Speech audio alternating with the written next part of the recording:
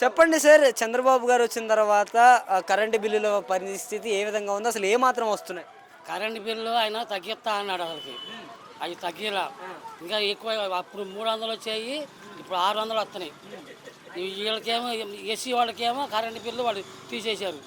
వాళ్ళ బిల్లు కూడా మా మీదే వస్తుంది అసలుకి వాస్తవంగా అయితే. అది కాదండి, మరి ఇప్పుడు జగన్మోహన్ రెడ్డి గారి టైంలో బాదుడే బాదుడు కార్యక్రమాలు పెట్టారు. జగన్మోహన్ రెడ్డి గారు విపరీతంగా బాతున్నారు కరెంటు బిల్లుల మీద అన్నారు. అసలు ఈయన వచ్చిన తర్వాత మరి ఏం చేశారంటారు? ఏం తగ్గియాలి, తగ్గిస్తా అన్నాడు కాబట్టి తగ్గియాలి. ఏంది ఆ పని ఆయన చేయాలి, చేస్తే కొద్దిగా బాగుంటుంది అనుకూలంగా. మరి ఎలక్షన్ల ముందేమో కరెంటు బిల్లుని పెంచని తమ్ముళ్ళు అనేసి అన్నాడేనా? అన్నాడు. అది ఆ మాట నిలబెట్టుకోవాలి ఆయన. అది మీ ఇంట్లో ఎవరైనా కరెంటు బోర్డు తగిలిస్తే తీసుకొచ్చి పగలగొట్టేయండి అన్నారు.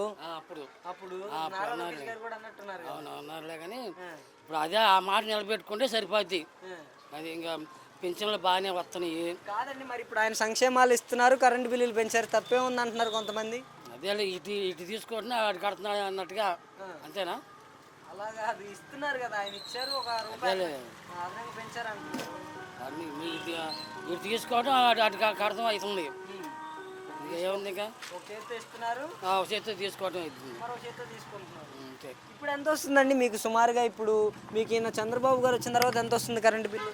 అంతకుముందు 400, 450, 350 అట్లా వచ్చాయా.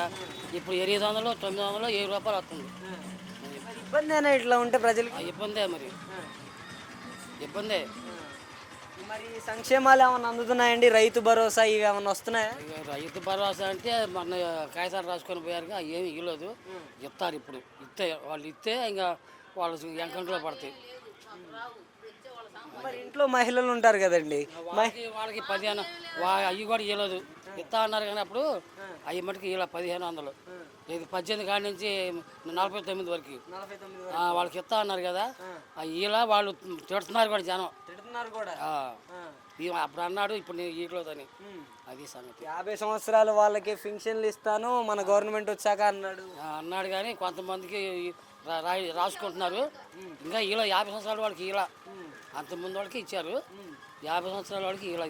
మరి గ్యాస్లు అన్నీ వస్తున్నాయండి, గ్యాస్ సిలిండర్లు గ్యాసులు వస్తున్నాయి. డబ్బులు పడుతున్నాయా? డబ్బులు పడుతున్నాయి. ఓకే, అన్న మాటలు అదొకటి చేస్తున్నారు. అదొకటి. ఇంకా ఆడవాళ్ళు బస్సు ఆర్టీసీ ఛార్జీ అది ఫ్రీ అంటే అది మరి ఎప్పుడు ఆగస్టులో అంటున్నాడుగా. ఉపయోగమేనా అసలు ఈ ఉచిత బస్సు వల్ల?